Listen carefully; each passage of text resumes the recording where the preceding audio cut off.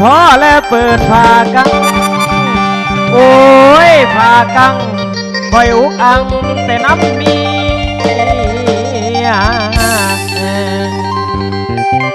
ลินไพ่ลายเงินคำเสียจังเป็นเมียของอายตำรวจจะหับจนเป็นไข่บาดประกันออกมาก็ยังลินคือเก่าและเหตุจังใดน้อหมู่เจ้าเมียคอยจังสีเศร้าเด้น้องเมียแพง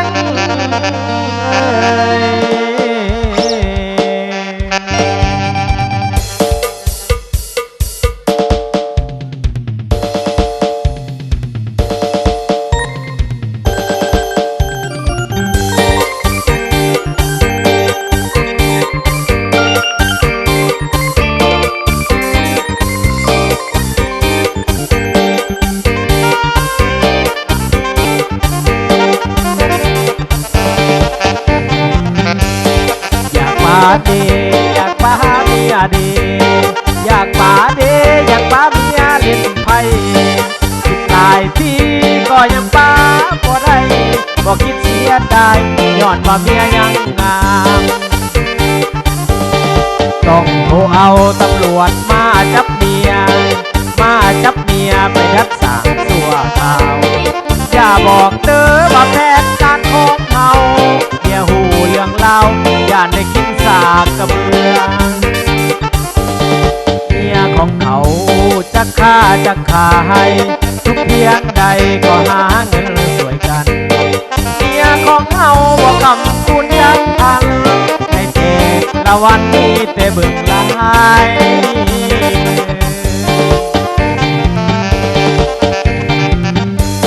มือเลยส่งกันมาเป็นหมู่แต่ละมือเลยส่งกันมาเป็นหมู่พักกันหลักเล่นไพ่อยู่ในกองหลังเฮือนเขาเลยน้ำก็ย่อมพวงน้ำผัวได้แต่ผัวกินอิดบ่ได้ทางอายคนบ่ได้หลายที่หลายเถื่อบ่ได้หลายที่หลายเถื่อเพื่อหลายเด้มือเมียเล่นไพ่บ่มีมือเปลี่ยนแปลงได้แจ้งตำรวจให้มาจับพี่ได้ผิดกฎหมายอยู่ในเฮือนเฮานี้หอดย่ำตำรวจมามีแต่คนถือผ้ากระเลนไว้ขนาดบางคนก็ไปรีอยู่สาบางคนสลาดก็ไปลงอยู่ไหเมียข่อยแล้วมาคนหัวใหญ่เราตัดสินใจกระโดดลงน้องนำหอดย้ำตำรวจมาตามหอดย้ำตำรวจมาตามแล้วบอกว่าอาบน้ำก็ยังบ่อยากคืนโอ้ยกระปีกจับกระคักพี่น้องเข้ามาเนี่ย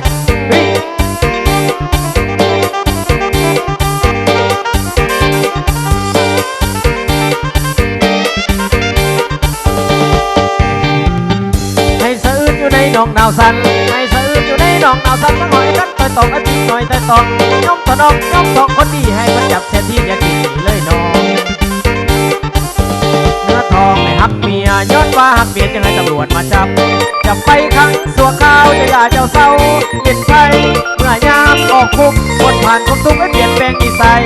จัดงานแล้วต้อนรับยิ่งใหญ่ข้าเป็นข้าใส่ผูกแขนให้คน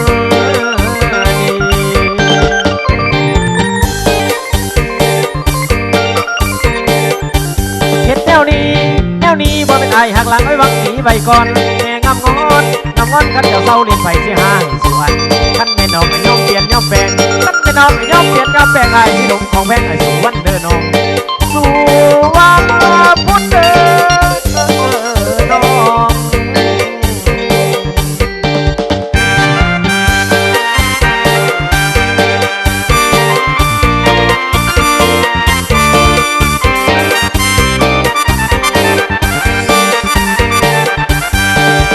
ย่ำตำรวจมาเป็นแต่คนถือผ้ากระเลนไว้ขนาดบางคนก็ไปรีอยู่สาบางคนสลาดก็ไปลงอยู่ไห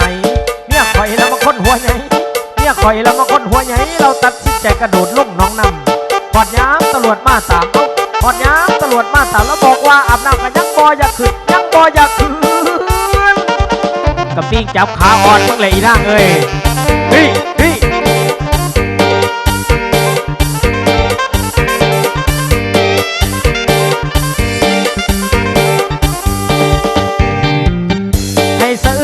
น้องดาวสันให้สะอื้นอยู่ในน้องดาวสัน สัตว์ตะขอไอ้กันต่อยตองไอ้ปิ๊กหน่อยต่อยตองย่อมถอน้องย่อมถอคนดีให้คนจับแต่ที่อยากกินเลยน้องเนื้อทองไม่หักเมียย้อนว่าหักเบียจึงให้ตำรวจมาจับไปขังสัวข้าวอย่าเจ้าเศร้าเล่นไพ่เมื่อยามออกคุกคนผ่านทุกให้เปลี่ยนแปลงนิสัยจัดงานและต้อนรับยิ่งใหญ่จัดงานและต้อนรับยิ่งใหญ่ข้าเล่นข้าใจคนเห็ดแนวนี้บ่เป็นไอหักหลังไอ้วังสีไว้ก่อนแม่งามงอนกันเจ้าเศร้าเล่นไฟเสียห้างสวนกันแม่น้องย่อมเปลี่ยนย่อมแปลงกันแม่น้องย่อมเปลี่ยนย่อมแปลงไอ้ที่หนุ่มของแบงค์